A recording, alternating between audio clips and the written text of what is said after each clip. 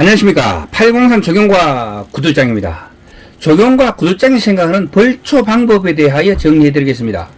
1편은 총론이고요. 2편은 강론으로 제가 직접 벌초하는 방법을 알려드리겠습니다. 벌초를 한다는 것은 묘역의 형태가 바른지를 살펴보고요. 패인 곳이나 유실된 곳이 있으면 간단하게 복용할 수 있는 건 이때 복원하고, 심하게 훼손됐으면 그때는 한식 해야 되겠지만요. 그리고 조상님의 집이 부끄럽지 않게 유지될 수 있도록 세심히 보살피는 게 중요합니다. 그리고 묘지 가까이 있는 잡목을 없애주고요. 왜냐하면 뿌리가 깊이 들어가지고 저거를 훼손할 수 있기 때문에 그렇죠. 그리고 묘지에 자라난 잔디를 깎고 잡초를 제거해가지고 깔끔하게 단장하는 것을 바로 벌초를 한다고 합니다. 요즘이라고 해서 낯들고 정성스럽게 벌초하시는 어르신들이 계시기는 하지만요. 대세가 애초기로 하는 만큼 애초기로 벌초하는 방법에 대해서 정리해 보도록 하겠습니다. 현장에 도착하면요. 주변에 있는 흙이나 모래를 갖다가 손에 쥐고 쫙쫙 좀 뿌려가지고 전체적으로 묘역 전체적으로 벌초를 해야 될 부분에 뿌려가지고 벌이 있는지를 반드시 확인해야 됩니다.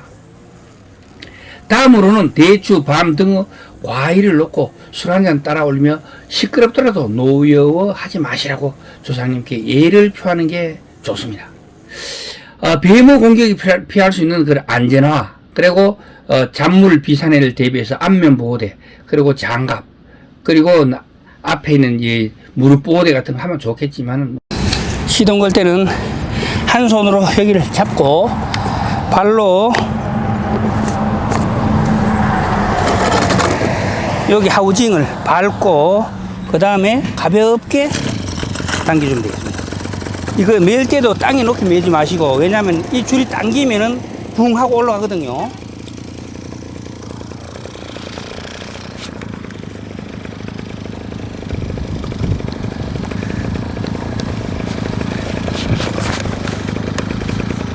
자, 한번 해보겠습니다. 제가 어제 이 잔물을 티가 맞아가도 멍은 들지만요. 이게 상처나고 하지는 않거든요. 그런데 이걸 하는 이유가 바로 뱀 때문에 그렇습니다. 예초기 사용은 무척 위험한 작업입니다. 어느 분은 초보자나 안전장구를 착용하지 베테랑은 착용하지 않는다고 그렇게 엉뚱한 소리를 하시는 분이 계시는데 그 말은 절대로 아닙니다. 예초기 안전사고는 첫째로 뭐냐면 시동 걸 때 칼날을 한 손 왼손으로 쥐고 그리고 엔진을 발로 밟고 손으로 오른손으로 당겨줘야 되거든요. 그런데 이거를 칼날을 쥐지 않고 그냥 시동을 걸다가 웽 올라가면 사고 나는 거. 또 그다음 더 위험한 건 뭐죠? 시동 걸리고 나서도 이거를 안 잡고 그냥 예초기만 맨다고 매면 어떻게 해요? 이게 RPM을 당기는 케이블이 조속 케이블이 어디로 연결되어 있냐면은 바로 거기서부터 손잡이에서부터 엔진으로 연결되어 있잖아요. 이게 움직이면 어떻게 해요? 땡기거나 밀리잖아요. 그럼 웽 하고 올라가거든요. 그럼 팍 튀가지고 어디로 갈지 모릅니다. 자기 또는 옆에 있는 사람 다치게 된다는 거죠. 그러니까 반드시 손에 쥐고 시동 걸고 맬 때도 손에 쥐고 매시도록 하는 게 좋겠습니다. 요게 첫 번째 사고 위험이고요. 예초기에 자신 있는 사람은 당연히 가장 중요한 부분인 봉분부터 베기 시작하는 게 원칙입니다. 그렇지만 예초기가 좀 서툴다거나 예초기에 자신이 없는 분이라면은 또는 1년에 한 번씩 벌초할 때만 예초기를 사용하는 경우라면은 중요한 봉분을 먼저 손대지 말고요.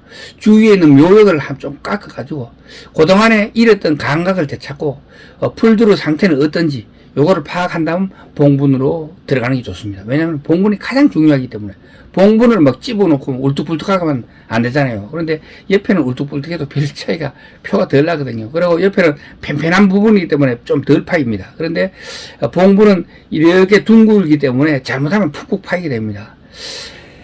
예초기 작업 시 위험한 것은 돌, 철사 등의 잔물이 회전하는 칼날에 부딪혀가지고 칼날이 깨지거나 잔물이 날아가지고 작업자 또는 옆에 있는 사람이나 물체에 충돌해가지고 차나 이런 게 유리가 깨지거나 이게 문제가 되겠습니다. 이런 것을 방지하기 위해서는 반드시 줄날을 사용하는 게 좋아요. 줄날은 이렇게 된 사고 위험이 확 줄어듭니다. 더 줄어들게 하는 방법은 바로 RPM을 적당하게 조정하게 되면은 줄날은 거의 안 튑니다.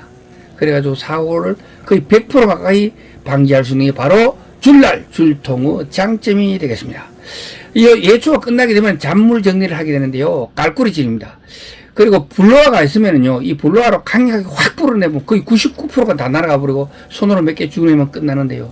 보통 일반 가정에는 없잖아요. 그렇기 때문에 갈쿠리를 사용해가지고 이렇게 묘역 밖으로 드러내다가 나무 밑에 쭉 깔아주면 되겠습니다. 당연히 배워놓은 잔물을 전체를 다 드러내는 게 원칙이지만 시간이 없거나 일손이 딸리는 경우는 봉분 주위만 드러내고 나머지는 큰 것만 손으로 들어다가 내면은 뭐 이 잔물이 대치가 말라가지고 보기 싫을 정도는 안 될 것이라고 생각합니다. 정말 벌초를 하다가 돌이킬 수 없는 그런 사고가 발생하는데요. 그것은 바로 독사와 벌떼의 공격입니다. 그래서 작업 전에 반드시 아까 얘기했죠. 흙이나 모래를 한 줌 지다가 주위로 쭉 골고루 뿌려가지고 그런 벌집이 있는지 확인하고요. 그리고 만약에 벌집이 있다면 그 주위를 베지 않거나요. 또는 FK를 사용해가지고 완전 박멸시키고 벌집을 드러내다가 멀리 버리는 게 좋겠습니다. 그리고 독사 처리입니다. 이게 참말로 문제입니다. 어떤 분들은 뭐 독사는 애초기에 가면 도망간다 그러죠. 절대 그렇지 않습니다. 일반 뱀들은 애초기에 소리를 하면 도망가 버립니다. 그런데 독사 이놈은요, 딱 버티고 또 아래 들고 앉아있습니다. 그러다가 사람이 다가가면요, 애초기 날이 싹 지나가잖아요. 대가리를 확 들고 공격하려고 올라옵니다. 그러다가 대가리만 맞아가지고 어명시신들이 막 여기저기 발견돼요. 실제로 2016년도에 낙동강에는 낙담보 녹지대를 예초한 적이 있는데요. 이때 보면은 대가리에 없는 뱀들이 며칠에 한 번씩 보이게 되더라고요. 이때 대부분이 독사였습니다. 자, 벌초시 풀베는 요령 팁입니다. 초보자들이 가장 큰 문제점은 바로 너무 짧게 깎으려고 덤빈다는 것입니다. 잡초들의 생장점보다 잔디의 생장점이 높아가지고 짧게 깎으면 잡초는 성장을 멈추지만 잔디는 더 잘 자란다고 하시는 분들이 있어요. 맞습니다. 그렇더라도 땅바닥에 흙이 튀어오를 때까지 깎는 이거는 맞지 않습니다. 그런데 의외로 이런 분들이 많습니다. 자, 벌초에서 가장 중요한 것은 잔디 키의 3분의 1 이상을 깎지 않는 게 좋다는 것입니다. 이것을 흔히 3분의 1의 원칙이라고 하는데요.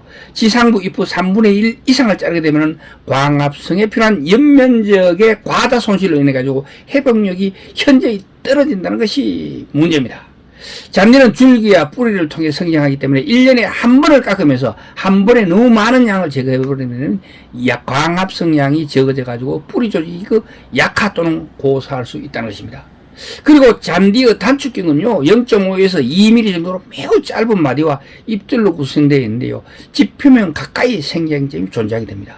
이때 너무 짧게 깎는다고 막 흙이 튀어나오도록 깎아보면 생장점을 건드리게 되는데요, 이때 생장이 멈추거나 또는 생장점이 데미지를 입고 한참 동안 성장을 못하거나 심한 경우는 정말 죽어버립니다. 고사해버린다는 것이죠.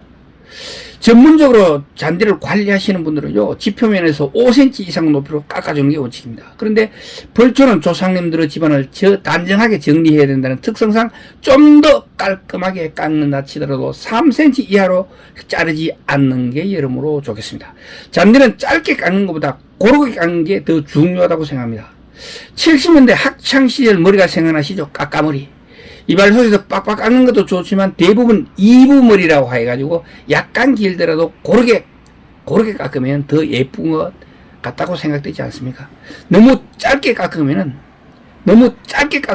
든다면은 시간도 많이 걸리고요, 사고 위험성도 높아지게 된다는 점 말씀드리며 오늘 벌초 이야기는 마치도록 하겠습니다. 동영상이 유익했다면 구독과 좋아요 부탁드리겠습니다. 지금까지 803 정영과 구들장이었습니다. 끝까지 시청해 주셔서 대단히 감사합니다.